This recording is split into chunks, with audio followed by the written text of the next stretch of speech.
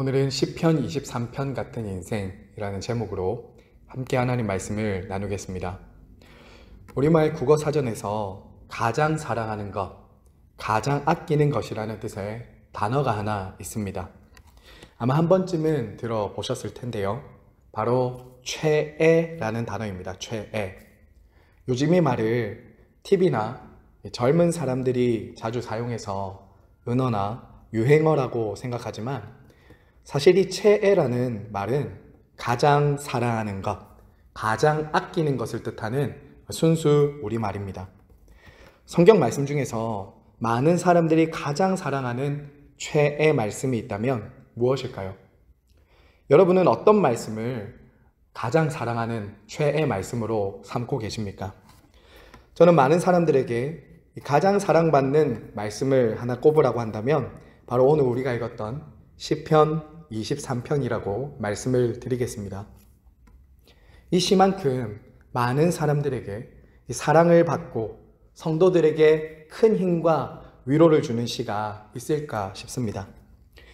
그럼 여러분, 이 시편 23편이 이처럼 사랑받는 시가 되는 이유가 무엇일까요? 여러 가지가 있겠지만 이 시가 바로 하나님과 우리와의 관계를 가장 잘 보여주기 때문입니다. 신앙생활의 핵심은 살아계신 하나님과 내가 어떤 관계를 맺고 있는지 분명하게 아는 것이라고 할 수 있습니다. 오늘 다윗은 바로 하나님과 자신과의 관계를 어떻게 말하고 있습니까? 바로 목자와 양의 관계로 말하고 있습니다. 사실 이것뿐만 아니라 성경은 곳곳에서 하나님과 우리의 관계를 양과 목자의 관계로 묘사하고 있음을 우리는 보게 됩니다. 여러분이 잘 아시다시피 이 시를 썼던 다윗은 이스라엘 왕이었지만 그 옛날 베들레헴 양을 치는 목동이었습니다. 아마 다윗은 이 시를 쓰면서 자기가 쳤던 양들을 생각했을 것입니다. 그럼 양의 어떤 모습이 우리와 닮았길래 성경은 자주자주 하나님과 우리의 관계를 목자와 양의 관계로 말하고 있는 것일까요? 사실 우리는 주변에 이 목자나 양을 치는 사람들을 잘 보지 못하기 때문에 이러한 목자와 양의 이미지가 잘 그려지지 않을지도 모릅니다. 우리에게 양이라고 하면 어떻습니까? 이 성화나 그림에서 보던 양, 저 대관령이나 강원도의 넓은 푸른 풀밭에서 이 한가로이 풀을 뜯고 있는 이 양들, 새하얀 양들의 모습이 가장 먼저 떠오를 것입니다. 하지만 여러분, 당시 이스라엘의 양의 이미지는 우리가 생각하는 것과는 매우 달랐습니다. 먼저 양들이 사는 곳부터가 달랐습니다. 조금 전에 어린이 말씀할 때 사진을 몇 장 보여드렸지만 이 이스라엘의 양떼가 사는 곳은 푸른 초장이 아니라 유대 광야입니다. 뜨거운 태양볕 아래에서 사막에 흙먼지가 일어나고 험한 계곡이 있는 곳이 바로 양들이 사는 곳입니다. 게다가 이러한 광야에 사는 양 또한 핸디캡이 굉장히 많은, 부족함이 많은 동물이다라는 것이죠. 필립 켈러라는 사람이 쓴 이 양과 목자라는 책이 있습니다. 이 책에서 필립 켈러는 자신이 오랫동안 목자로 직접 양을 치면서 양이 어떤 동물인지를 살펴보고는 이 시편 23편을 묵상하고 책을 썼는데요. 그가 말하는 첫 번째 양의 특징은 바로 무력한 동물이라는 것입니다. 무력한 동물. 양은 자기를 스스로는 보호하지 못하는 연약한 동물입니다. 양에게는 강한 뿔과 날카로운 이빨도 없습니다. 뿔이 있지만 그 뿔로는 누군가를 공격하거나 자기를 방어하기에는 너무나도 약한 것이죠. 그리고 양은 또 어떻습니까? 빠른 발을 가지고 있지도 않습니다. 무엇보다 양은 시력이 굉장히 안 좋은 짐승입니다. 양은 가시거리가 2m 정도밖에 되지 않는다고 합니다. 그래서 늘 눈앞에 있는 것만을 보는 것이죠.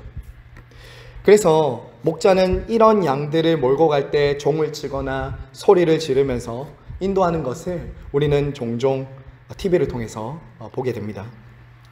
양들의 두 번째 특징은 바로 세심한 관리가 필요한 동물이다라는 것이죠.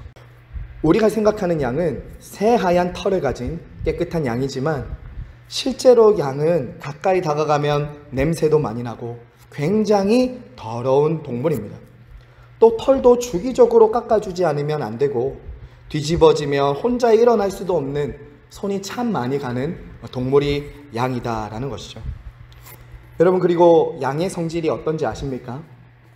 우리가 생각하기에는 양은 참 순하고 착하고 온순할 것이라고 생각하지만 사실 양은 겁도 많고 고집도 센 동물입니다. 그래서 이스라엘에서 가장 나쁜 욕은 바로 이 양 같은 녀석, 이 양 같은 놈아 라고 하는 것이라고 합니다. 여러분, 이처럼 부족함이 많은 양이 목자 없이 광야에 혼자 있다고 한번 생각해 보십시오. 어떻게 되겠습니까? 아마 몇 날이 못 되어 풀과 물을 찾지 못해 굶어 죽거나 다른 포식자들의 먹잇감이 되어 죽고 말 것입니다. 그래서 양은 한마디로 목자를 떠나서는 살 수 없는 동물인 것이죠. 성도 여러분, 지금 다윗은 마치 자신이 하나님 앞에서 양 같은 존재다라고 고백을 하는 것입니다. 양이 목자 없이 살 수 없듯이 저도 하나님 없이는 살 수 없습니다. 어쩌면 우리는 양처럼 실제로 시력이 그렇게 나쁘지는 않을 수도 있습니다. 하지만 여러분, 아무리 눈이 좋아도 우리에게는 내일을, 1년 뒤를 앞서 내다볼 수 있는 시력이 없습니다. 우리는 당장 1시간 뒤에도 무슨 일이 일어날지를 볼 수 없는 사람들입니다. 또 어떻습니까? 매일 광야와 같은 이 세상에서 생각하지도 못한 갑작스러운 사고나 문제들이 일어나는 것을 보고 경험하게 됩니다. 그럴 때마다 우리는 나 스스로는 지킬 힘이 부족하다라는 것을 깨닫게 되는 것이죠. 우리는 양처럼 연약합니다. 우리는 양처럼 부족한 것이 많습니다. 그래서 우리에게는 우리를 인도하고 지켜주고 먹여줄 목자가 필요한 것이죠. 그래서 다윗은 지금 이렇게 고백하는 것입니다. 하나님, 저는 당신의 보호와 하나님, 저는 당신의 보호와 인도하심이 없이는 살 수 없는 양 같은 사람입니다. 당신이 곁에 있으면 부족함이 없지만 당신이 제 곁에 없으면 저는 하루라도 살 수 없는 부족하고 연약한 존재입니다. 성도 여러분, 하나님은 바로 이처럼 자신의 연약함을 인정하고 당신을 전심으로 의지하는 자들을 기뻐하십니다. 하지만 반대로 하나님 없이도 잘 살 수 있다고 하는 사람들은 미워하시는 것이죠. 그럼 오늘 우리의 목자이신 하나님은 어떤 분이십니까? 우리를 지키시고 돌보시고 먹이시는 그 하나님은 어떤 분이십니까? 우리 1절과 2절을 다 함께 읽겠습니다. 여호와는 나의 목자시니 내게 부족함이 없으리로다. 그가 나를 푸른 풀밭에 누이시며 쉴 만한 물가로 인도하시는도다. 목자이신 하나님은 우리를 부족함이 없도록 인도하시는 분이십니다. 여기서 먼저 우리가 생각해 볼 것은 다윗이 정말 자신의 삶에 아무런 문제가 없고 환경과 상황이 부족함이 없었기 때문에 이런 말을 하는 것인가 하는 것입니다. 지나온 자신의 삶에 조금도 결핍이나 모자람이 없었기 때문에 이런 고백을 지금 할 수 있는 것일까요? 그렇지 않습니다. 사실 다윗은 부족함이 너무나도 많은 인생이었습니다. 어릴 때 다윗은요, 가족들에게 인정받지 못하는 사람이었습니다. 사무엘이 이새의 집에 왕을 기름 부으러 왔을 때 막내인 다윗은 처음에 부름을 받지도 못했습니다. 그는 양을 치고 있었어요. 실제로 다윗은 다른 형제들보다 외적으로 부족함이 많았습니다. 그에게는 키 크고 잘난 형들이 많았다는 것이죠. 그래서 형들이 전쟁터에 가서 싸울 때 다윗은 무엇을 하고 있었습니까? 양을 치러 가야 했고, 또 형들에게는 도시락이나 배달하는 그런 인정받지 못하는 아이에 불과했습니다. 또 이후에는 어땠습니까? 골리앗을 죽이고 사람들로부터 인정받는 것 같았지만 자신을 죽이려고 하는 사울에게 쫓겨서 그렇게 이곳저곳을 굶주리고 도망다녀야 했지 않았습니까? 다윗에게는 항상 안정과 보호에 대한 목마름과 부족함이 있었던 것이죠. 그럼 왕이 된 이후에는 어떨까요? 모든 것을 다 가지고 최고의 높은 자리에 올라간 왕이 된 이후에는 그에게 부족함이 없었을까요? 그렇지 않습니다.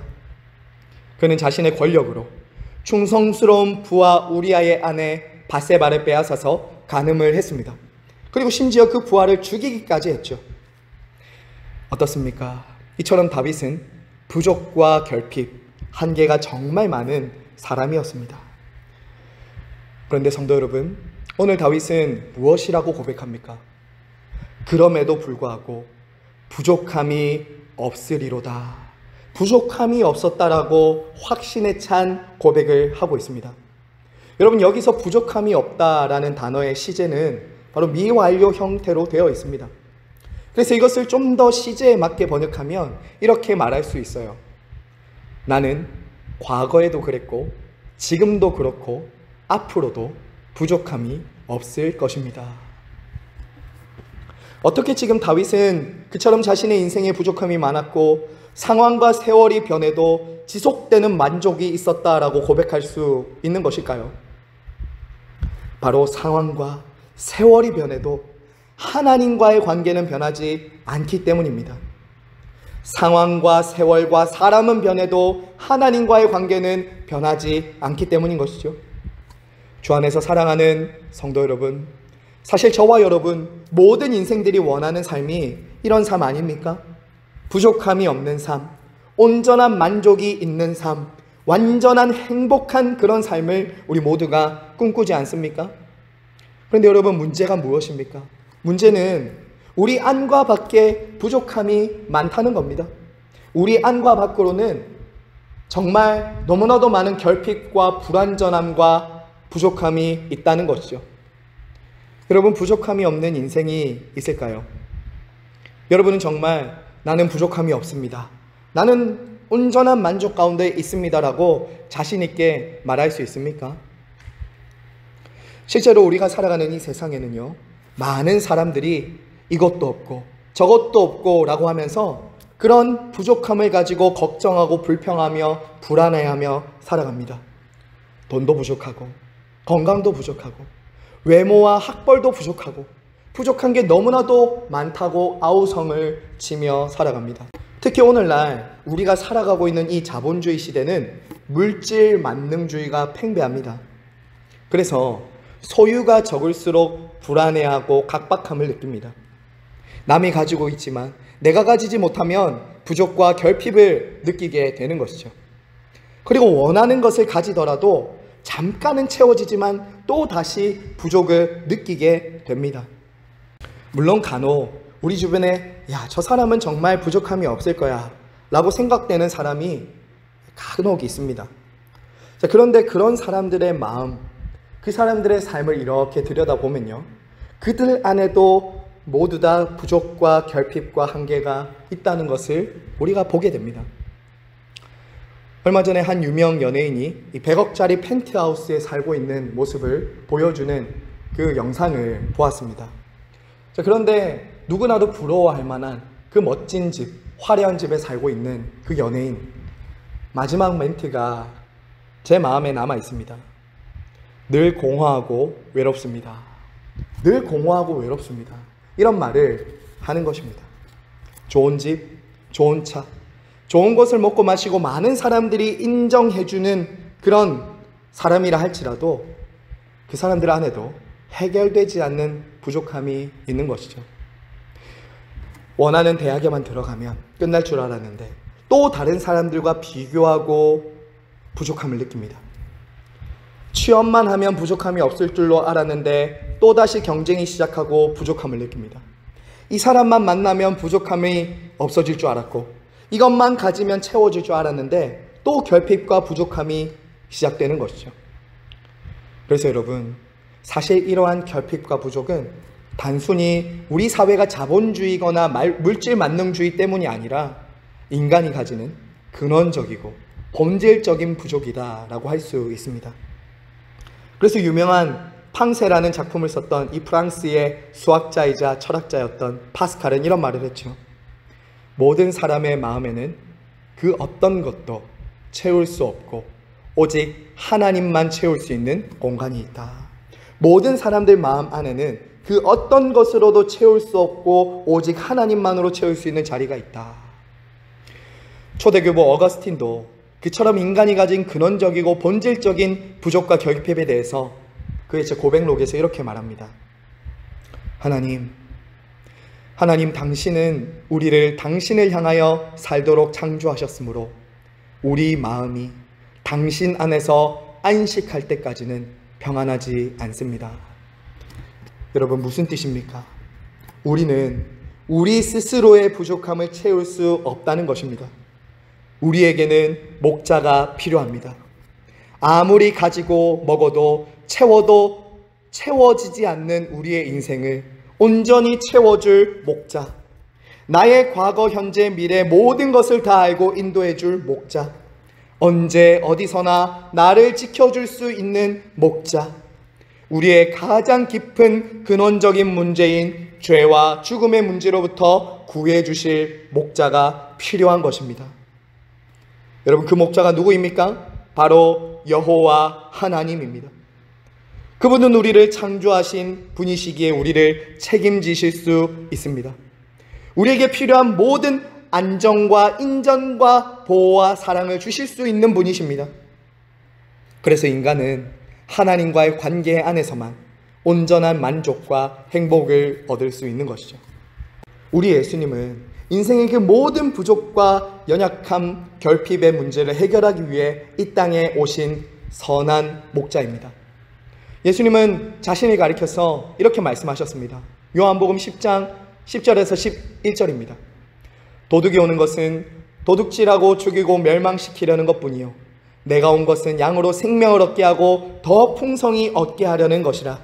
나는 선한 목자라. 선한 목자는 양들을 위하여 목숨을 버리느니라. 여러분, 아마 정상적인 목자라면 양을 위해 목숨을 버리지 않을 것입니다. 어떻게 자기 목숨보다 양을 더 아까워하고 양들을 위해서 목숨을 버리겠습니까? 그런 목자는 없을 것입니다. 그런데 오늘 말씀에서 선한 목자는 어떻게 한다고요? 양을 위해서 목숨을 버리는 것입니다. 이것은 무엇을 의미하겠습니까? 바로 목숨을 버리는 것을 불사할 만큼 양들을 사랑한다는 겁니다. 양들을 사랑한다는 거예요. 예수님은 이 세상에서 끊임없이 안정과 인정과 보호와 사랑에 대한 부족함과 결핍을 가지고 살아가는 우리를 온전히 만족시키고 우리를 구원하기 위해 오신 분이십니다. 여러분이 예수 그리스도를 믿고 그분 안에 거하게 될 때 어떤 변화들이 일어납니까? 어떻게 우리에게 안정감이 주어지죠? 이 세상에서는 외면을 당할지 몰라도 여러분은 하나님으로부터 진정 외면당하지 않습니다. 그분은 여러분을 온전히 받아들여 주실 것입니다. 그래서 여러분은 그분으로부터 받아들여졌다는 안정감을 누리게 될 것입니다. 하나님과 사람들 앞에서 설 수 없는 부족함과 죄가 많은 내가 예수 그리스도 안에서 인정받았다, 의롭다고 인정받았다, 완전한 인정을 받았다는 것을 여러분은 알게 될 것입니다. 그리고 당신의 아들까지 주실 만큼, 자신의 생명을 내어줄 만큼 나를 사랑하시고 받아들여 주시는 분이 계시다라는 것을 알 때 여러분 어떻습니까? 큰 기쁨과 만족과 행복이 주어지는 것이죠. 여러분, 그뿐만이 아닙니다. 이제 여러분은 이 광야 같은 세상에 혼자 던져지거나 버려진 존재가 아닙니다. 이제 선한 목자이신 주님이 우리와 함께하며 나를 책임지시고 지키시고 끝까지 인도하시는 것을 알기 때문에 큰 위로와 소망을 가지고 살게 되는 것이죠. 성도 여러분, 물론 예수님을 믿어도 여러분의 외적인 상황과 환경이 그리 달라지지 않았을지도 모릅니다. 때로는 고난이 있을 수도 있습니다. 하지만 여러분, 달라진 것이 있습니다. 이제 여호와 하나님이 여러분의 목자라는 사실입니다. 그분이 여러분을 가장 좋은 길로, 가장 완전한 길로 인도하고 계시다라는 사실입니다. 그래서 우리도 진정으로 다윗처럼 여호와는 나의 목자시니 내게 부족함이 없으리로다 라고 고백할 수 있게 되는 것이죠.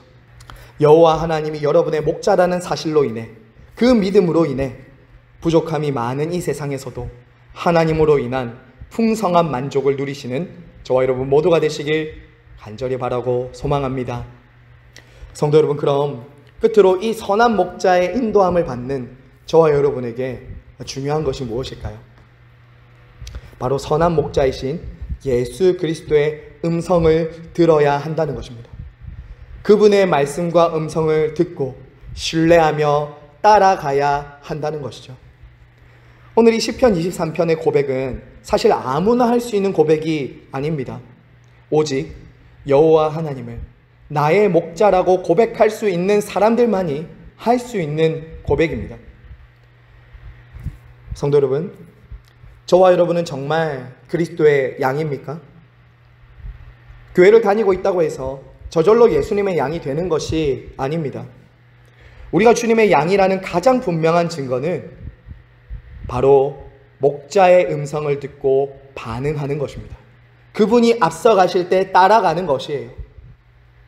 그래서 주님이 우리의 목자라는 사실은 우리에게 한 가지 분명한 것을 요구합니다. 그것은 바로 목자의 음성에 귀를 기울이고 있는가, 그분의 음성에 순종하고 있는가 하는 것, 이것을 우리에게 요구하는 것이죠. 그분에게 우리의 인생을 맡기고 신뢰하며 그분의 음성에 따라가야 한다는 것입니다. 여러분, 이스라엘 백성들이 40년 동안 광야길을 갈 때 목자 되신 여호와 하나님의 인도하심을 받을 때는 부족함이 없었습니다. 부족함이 없었어요. 시편 78편 52절은 이렇게 말합니다. 그가 자기 백성을 양같이 인도하여 내시고 광야에서 양떼같이 지도하셨도다. 그리고 신명기 2장 7절은 또 이렇게 말합니다. 내가 이 큰 광야에서 두루 다님을 알고 내 하나님 여호와께서 이 40년 동안을 너와 함께 하셨으므로 내게 부족함이 없었느니라. 하나님은 이스라엘 백성들을 마치 양같이, 양떼를 이끄는 목자와 같이 애굽에서 구원하시고 40년 동안 광야 생활을 인도하셨습니다. 그들은 정말 목자이신 여호와 하나님의 음성을 듣고 따라갈 때는 부족함이 없는 삶을 살았습니다. 하지만 이스라엘이 자신들의 목자이신 하나님의 음성을 듣지 않고 따르지 않을 때는 어떤 일이 일어났습니까? 부족함이 왕노릇했습니다. 사망의 음침한 골짜기에 버려진 것 같은 그런 아픔을 겪어야 했습니다. 양과 같은 우리도 이제 주님의 음성을 듣고 따라가야 합니다. 때로 우리는 어리석은 양처럼 좌우를 분간하지 못하고 때로는 다른 데로 가서 낭패를 보기도 합니다. 물론 그때에도 선한 목자이신 주님은 그런 양 한 마리도 놓치지 않습니다. 잃어버린 한 마리의 양이 있으면 99마리의 양을 두고 찾아가는 것이 우리 선한 목자 예수님이십니다. 하지만 여러분, 그럼에도 불구하고 우리가 해야 될 것이 있습니다. 그것은 바로 날마다 길을 잃지 않도록 우리를 인도하시는 목자의 음성을 듣고 따라가야 한다는 것입니다. 날마다 이 세상의 수많은 거짓 목자들의 소리와 유혹을 듣지 않고 참 목자이신 예수님의 음성, 그분의 인도하심을 받는 저와 여러분 모두가 되시길 간절히 바라고 소망합니다. 사랑하는 성도 여러분, 말씀을 맺겠습니다. 오늘 말씀은 그분의 인도하심과 음성을 따라가는 양들에게 약속해 주는 것이 있습니다. 그것이 무엇입니까? 바로 푸른 풀밭과 맑은 시냇가로 인도함을 받는다는 것입니다. 이것을 다음 주에 조금 더 살펴보겠지만 이것은 선한 목자를 따르는 양들에게 주어지는 바로 안전과 보호와 풍성한 공급하심입니다. 성도 여러분, 선한 목자이신 예수님은 생명을 얻게 하시고 그 생명을 풍성히 누리게 하시는 분이십니다.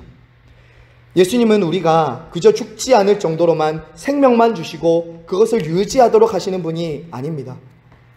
풍성히 누리도록 하시는 분이십니다. 생명을 얻되 더 풍성히 누린다는 것은 이런 뜻입니다. 내가 가난할 때든지, 내가 부유할 때든지, 병들었을 때든지, 건강할 때든지, 나를 괴롭히는 그 어떤 고난과 역경 속에서도, 심지어는 죽음조차도 우리는 넉넉히 이길 수 있게 된다는 것이죠. 어제 말씀을 준비하고 마무리하다가 저 자신에게 이런 질문을 해보았습니다. 아주야, 너 정말 부족함이 없냐? 너 정말 부족함이 없다고 고백할 수 있냐? 솔직하게 저 자신을 보아도 참 부족한 것이 많거든요. 여러분이 보아도 제가 부족한 게 참 많죠. 제가 가진 게 있나요? 뭐 대단한 백이 있나요? 뭐 건강하기를 한가요? 뭐 특별히 잘하는 것도 없는 이 평범한 목사, 아니 부족함이 정말 많은 사람이거든요. 사실 저도 그래서 예수님을 만나기 전에는 제가 가진 이 부족함, 이 연약함을 어떻게 해서든지 채워보려고 열심히 살았습니다. 또 그렇게 안 되면 좌절하고 불안해하고 낙심하기도 했던 사람이었습니다. 자, 그런데 제가 어제 설교를 마무리하면서 이 질문을 딱 한 이후에 하나님께 참 감사했습니다. 하나님을 믿고 나서 달라진 것이 하나 있다면 지금도 여전히 겉으로 보면 부족한 것이 참 많은데 나는 나와 함께 하시고 나를 인도하시는 하나님 때문에 정말 부족함이 없다라고 고백할 수 있다는 것입니다. 한마디로 믿는 구석이 있다는 거예요. 나에게는 목자이신 그분이 있기 때문에 믿는 구석이 있다는 거예요. 왜 그렇습니까? 제가 하나님을 소유했기 때문입니다. 이 세상의 모든 것의 주인 되시며 소유자가 되시는 그 하나님을 내가 소유했기 때문이죠. 하나님이 나의 목자가 되시기 때문입니다. 그리고 성경 구절이 하나 떠올랐습니다. 바로 고린도후서 6장 10절입니다. 근심하는 자 같으나 항상 기뻐하고 가난한 자 같으나 많은 사람을 부유하게 하고 아무것도 없는 자 같으나 모든 것을 가진 자로다. 아멘. 주 안에서 사랑하는 성도 여러분, 이 고백이 목자이신 주님을 믿고 따라가는 여러분의 고백이 되길 소망합니다. 그러므로 지금 이 시간 여러분이 가지고 있는 그 부족과 결핍과 한계 여러분 있으시잖아요. 다른 사람은 몰라도 여러분은 여러분 스스로가 가지고 있는 그 부족과 결핍과 한계를 아시잖아요. 그것을 가지고 숨기지 마시고 이 세상에 가서 그걸 채워보려고 하지 마시고 주님께 가지고 나오시기 바랍니다. 하나님, 제가 이런저런 결핍과 부족이 있는데, 하나님, 제가 이런 한계가 있는데 이제 저 스스로 그것을 채우고 만족시키는 것이 아니라 이제 저는 당신이 없이는 살 수 없는 양 같은 존재이니 저의 목자가 되어주십시오. 그렇게 가장 먼저 나는 주님 없이는 살 수 없는 존재임을 인정하시기를 바랍니다. 그리고 선한 목자이신 주님의 인도하심과 돌보심과 보호하심을 구하시기를 바랍니다. 그렇게 할 때 우리는요, 선한 목자 되신 하나님께서 우리의 삶에 안전과 인정과 보호와 사랑을 주시는 것을 경험하면서 우리가 생각하거나 구하는 것에 더 넘치도록 풍성하게 우리의 몸과 영혼의 필요를 채우시는 선한 목자이신 하나님을 경험하게 될 것입니다. 날마다 이 목자 되신 주님의 관계 안에서 하나님 안에 안전과 보호와 풍성함을 누리시는 저와 여러분 모두가 되시길 간절히 바라고 축복합니다. 아멘.